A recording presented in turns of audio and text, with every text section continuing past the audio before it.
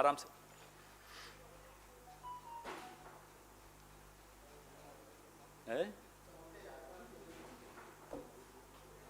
विपक्ष में बैठे हैं, थोड़ा चमकना तो जरूरी है। चमकेंगे नहीं तो चमकाएंगे कैसे?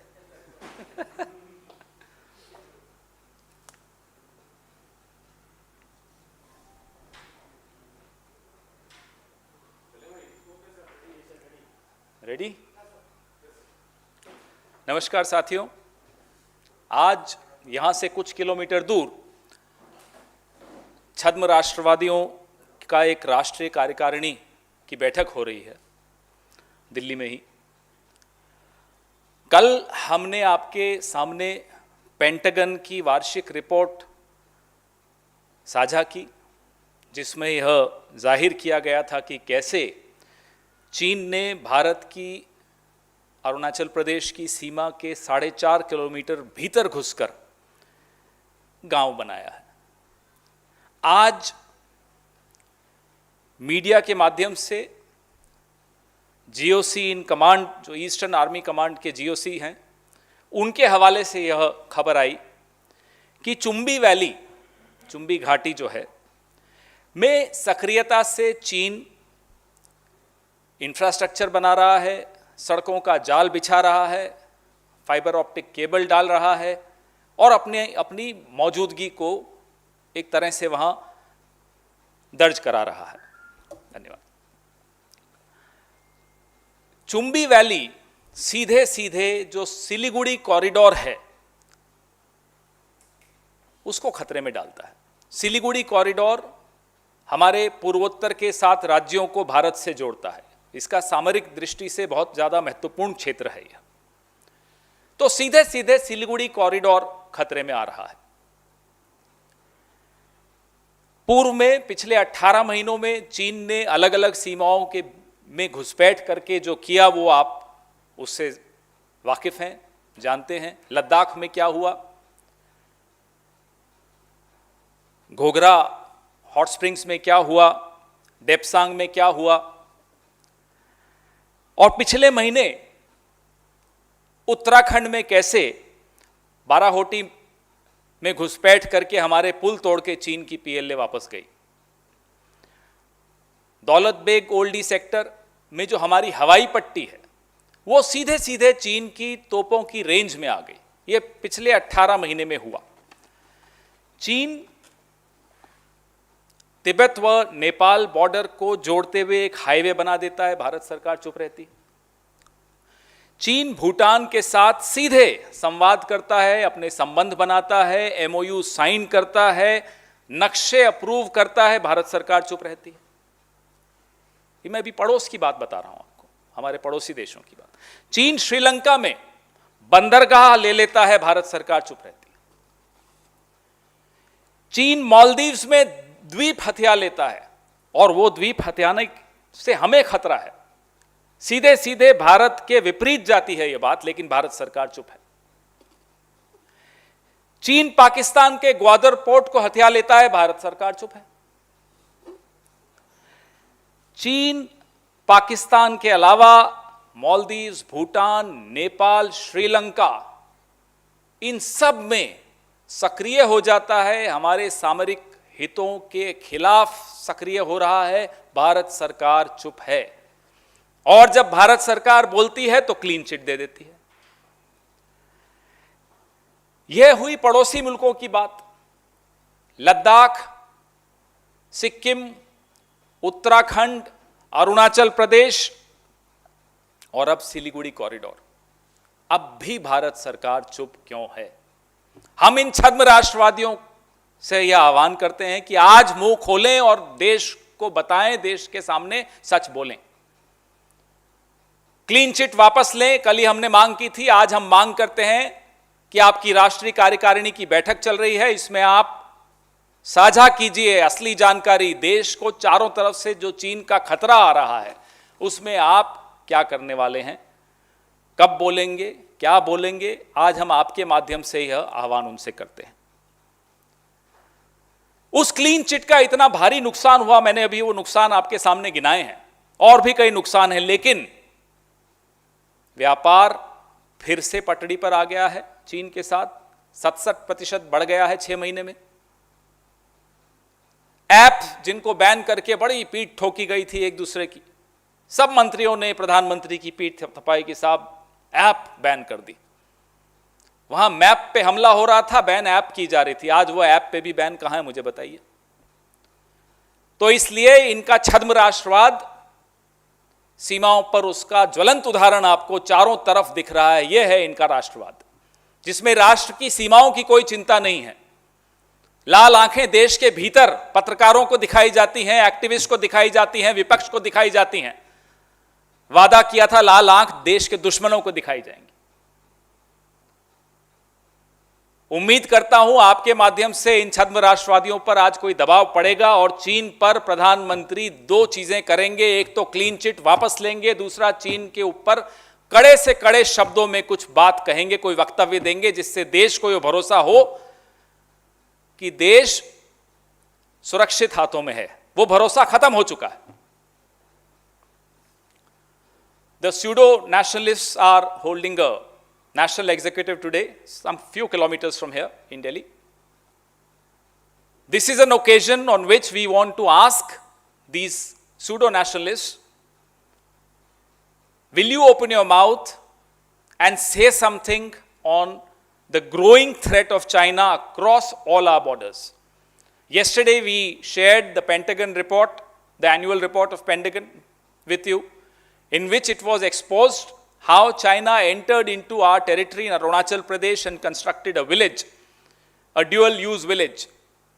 Not just a residential village, it's also a military cantonment. It serves as a cantonment also.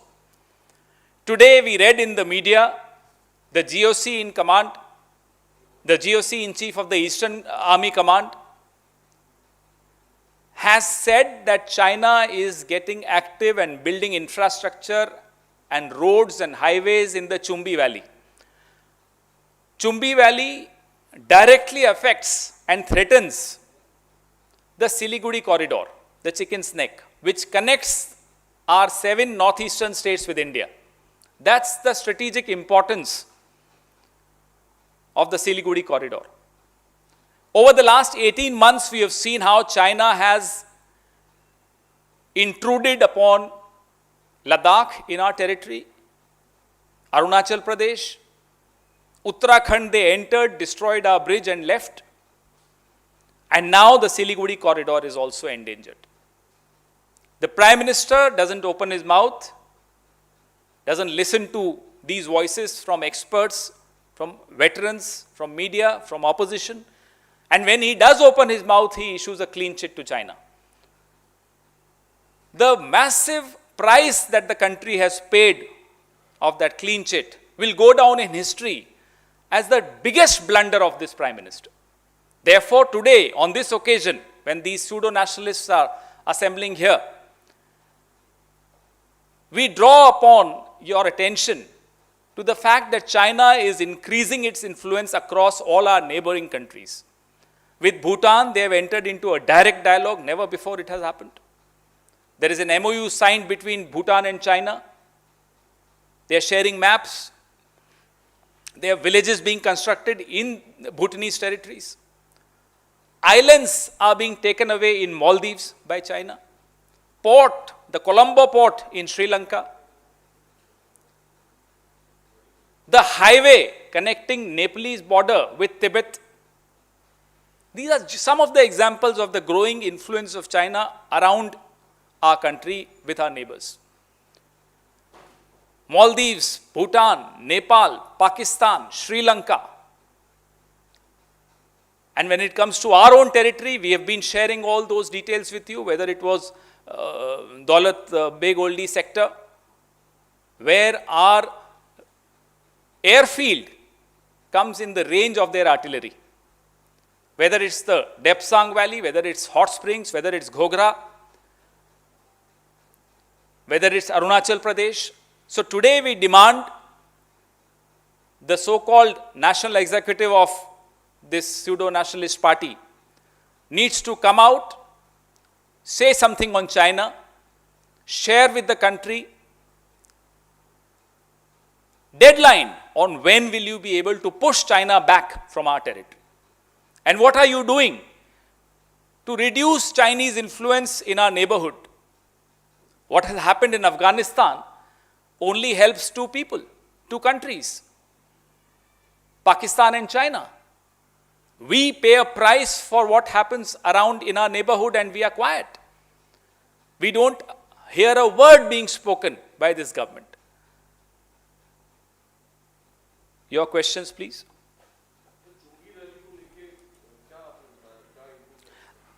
आज जीओसी इन चीफ के हवाले से अखबारों में छपा है कि चुंबी वैली में चीन सक्रियता से रोड्स बना रहा है और इंफ्रास्ट्रक्चर खड़ा कर रहा है। चुंबी वैली में यह गतिविधि होना सिलीगुड़ी कॉरिडोर पर सीधा सीधा खतरा होना है। और सिलीगुड़ी कॉरिडोर सामरिक दृष्टि से बहुत महत्वपूर्ण है क्योंकि सातों पूर्वोत्तर राज्यों को हिंदुस्तान से जोड़ने का यह काम सिलीगुड़ी कॉरिडोर करता है। जी जी। सर, आज बीजेपी की राष्ट्रीय कार्यकारिणी की बैठक में विपक्ष को कहा गया कि विपक्ष जो है वो सोशल मीडिया के जरिए पूरे देश में नकारात्मकता फैला रही है, अपॉर्चुनिस्ट है विपक्षी पार्टी में, और पीएम जो देश की छवि सुधारने की कोशिश कर रहे हैं उसमें आप लोग एक तरह से रोड़ा है। देश की सभी छवि सुधारना और देश में भूख बढ़ जाना, देश में बेरोजगारी बढ़ जाना, देश में महिलाओं के खिलाफ अत्याचार बढ़ जाना, देश में कोविड में त्राही त्राही मचना, ऑक्सीजन की कमी से लोगों का मर जाना, ऐसे देश की छवि सुधरेगी? सोशल मीडिया पर सवार होकर जब आप सरकारें बना लेते हो 2014 में और उसके बाद, तब वो अच्छी बात है, और हम उसी सोशल मीडिया का इस्तेमाल करके आपको आईना दिखाते हैं तो आपको आपत्ति है। मीडिया को आप काबू करने का प्रयास करते रहते हैं, सोशल मीडिया पर आपकी नजर है। माफ कीजिएगा, ये देश आपको सफल नहीं होने देगा। जो देश के सामने विकराल समस्याएं आपकी गतिविधियों की वजह से, आपकी नीतियों की वजह से उत्पन्न हुई हैं, विपक्ष का यह धर्म है, आपका राजधर्म आप जाने, विपक्ष का एक धर्म है कि वो उन कमियों को देश के सामने लाए और देश जिन मुसीबतों से जूझ रहा है उन मुसीबतों को भी आपके सामने लाए। कार्यकारिणी में किसान का जो मुद्दा है, जो किसानों का जो आंदोलन चल रहा है, उसमें उनका कहना है कि सरकार हमेशा से किसानों से बातचीत के लिए तैयार है, लेकिन कभी भी कोई किसान या किसान नेता अपनी स्पष्ट मांग नहीं बता पाया, अपनी स्पष्ट बात नहीं रख पाया। यानी एक साल से जो आंदोलन चल रहा है उसका क्लैरिटी अभी सरकार को पता नहीं। ये बहुत ही हैरानी की बात है कि ऐसी मूर्ख सरकार है जिसको ना सुनाई दे रहा है कुछ, ना दिखाई दे रहा है कुछ। देश का बच्चा बच्चा जो अखबारें पढ़ता है, टीवी देखता है, वो जानता है किसानों की एक मांग है कि काले कानून वापस लो। ये एक लाइन अगर सरकार को सुनाई नहीं दे रही तो इस सरकार को बने रहने का अधिकार खत्म हो चुका है इसी वक्त। आज शर्म आनी चाहिए इस सरकार को कि उन्हें यही नहीं मालूम किसानों से क्या बात हुई है। 9-10 राउंड आपकी बात हो चुकी है, आपको मालूम नहीं किसान क्या चाहते हैं। विपक्ष की आप सुनते नहीं है, मीडिया आप देखते नहीं है, टेलीविजन के वही चैनल देखते हैं जो आपकी राग अलाप रहे हैं। सीधी सीधी एक लाइन में किसान बार बार बोल रहे हैं कि काले कानून वापस लो। इन्हें समझ में नहीं आ रही बात। यह एमएसपी को कानूनी जामा पहनाओ, यह बात नहीं सुनाई दे रही। 22 जनवरी को प्रधानमंत्री ने कहा था कि एक फोन कॉल में समाधान निकल आएगा। अब क्या शिकायत कर रहे हैं कि बातचीत नहीं कर? बातचीत करने का जिम्मेदारी आपके पास है। किसान थोड़े ही मुंह उठाकर चले जाएंगे कि प्रधानमंत्री का दरवाजा खुलेगा किसानों के लिए? वो उद्योगपतियों के लिए खुलता है। किसान जानते हैं इस बात को। वार्ता करनी है, गंभीर है तो जाइए किसानों के बीच में जाइए। ये सेंट्रल विस्ता का भ्रमण करने घूमने निकल आते हैं आप, अमेरिका चले जाते हैं आप, जूते पहन के मंदिरों में घूम रहे हैं आप, किसानों के पास जाने की आप में हिम्मत नहीं है।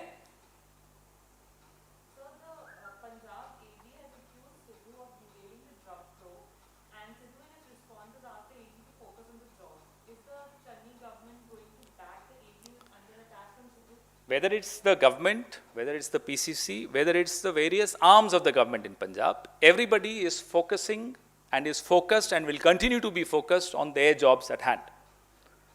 The responsibility of the central leadership through its general secretary is to ensure this, and that is being done.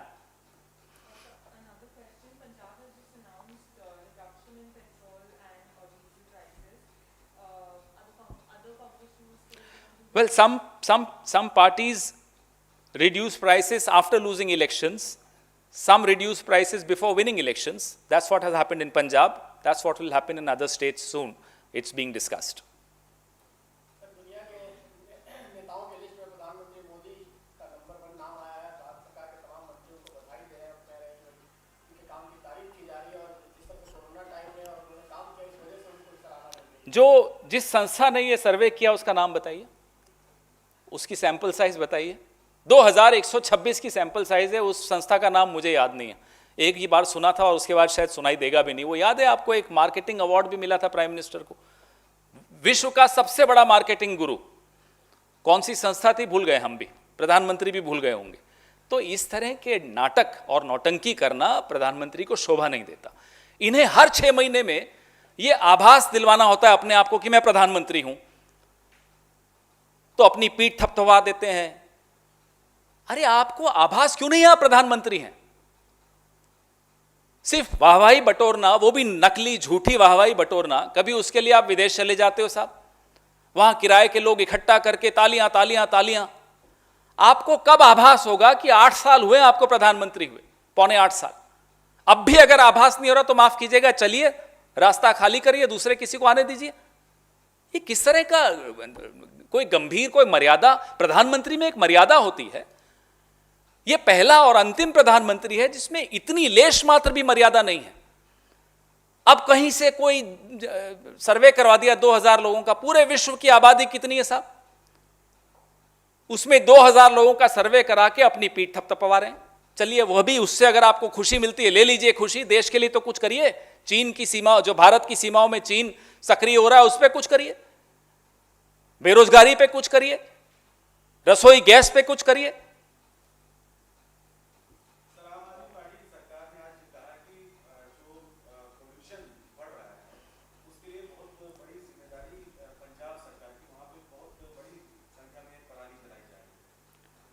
Punjab में चुनाव में जब ये जाते हैं, वहां बोल के दिखाएं पराली, फिर बात करते हैं इनसे। दिल्ली में खड़े होकर पंजाब के किसानों को गाली देना, पंजाब में खड़े होकर दिल्ली के पटाखे जलाने वालों को गाली देना, ऐसे सरकारें चलती हैं।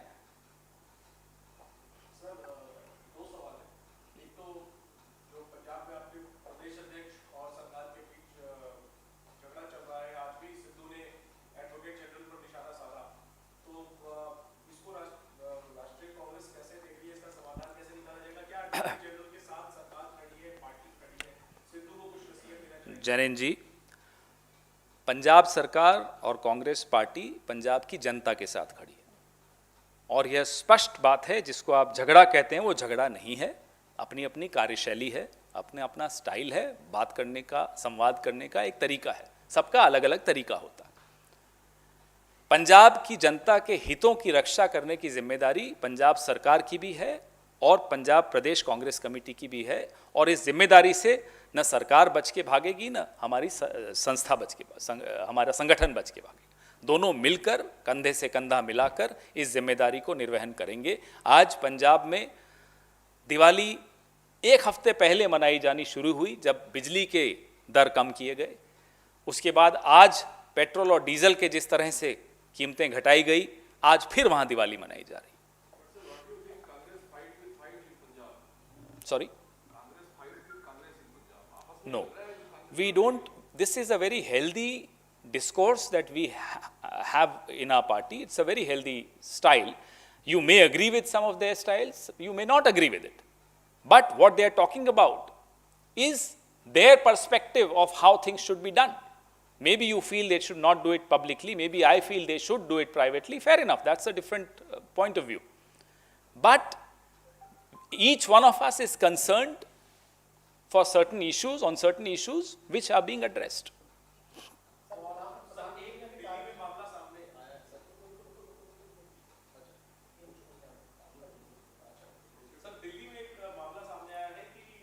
सोशल मीडिया के जरिए हालांकि मामला सामने आया कि बिरयानी की दुकान के बाहर एक असामाजिक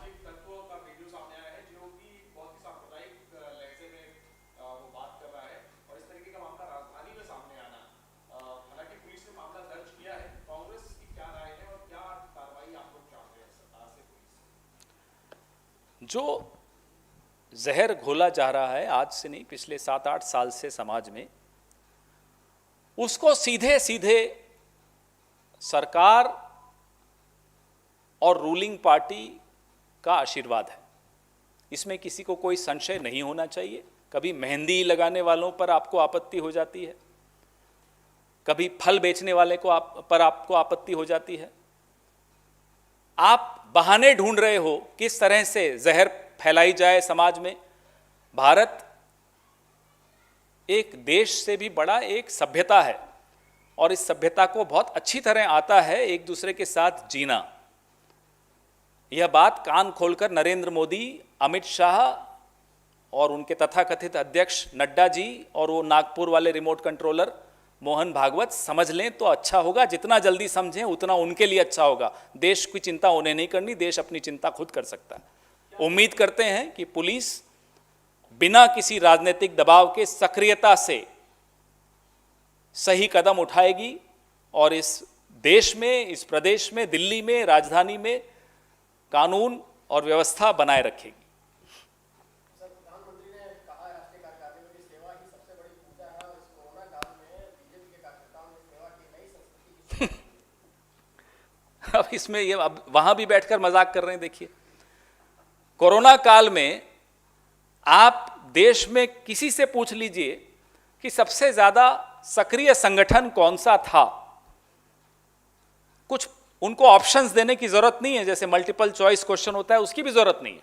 पूछ लीजिए साहब, एक नाम बताइए संगठन का जो कोरोना काल में सबसे ज्यादा सक्रिय था। आवाज आएगी भारतीय युवा कांग्रेस। इसमें वो हमारे को वोट देते हो नहीं देते हो वो मायने नहीं रखती, क्योंकि उस वक्त हम वोट की चिंता नहीं कर रहे थे।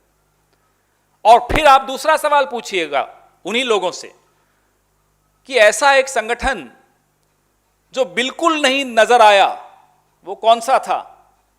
राष्ट्रीय स्वयंसेवक संघ। जब से सरकार में आए स्वयं सेवा ही कर रहे हैं, ये सामने दिख रहा है। हर जिले में इनका कार्यालय बन रहा है। ये होती है स्वयं सेवा। सेवा और स्वयं सेवा में अंतर प्रधानमंत्री जी को आज समझ लेना चाहिए। सेवा वो होती है जो कांग्रेस ने की कोरोना काल में, और स्वयं सेवा वो होती है जो आप और आपके उद्योगपति मित्र मिलकर कर रहे हैं आज, इलेक्टोरल बॉन्ड्स के जरिए, नए नए 7 सितारा कार्यालयों के जरिए, और जिस तरह से आप खरीद फरोख्त विधायकों की और सांसदों की करते हैं उस जरिए। ये होती है स्वयं सेवा। इसलिए अंतर उन्हें बता दीजिए, सेवा और स्वयं सेवा में क्या अंतर होता है। धन्यवाद।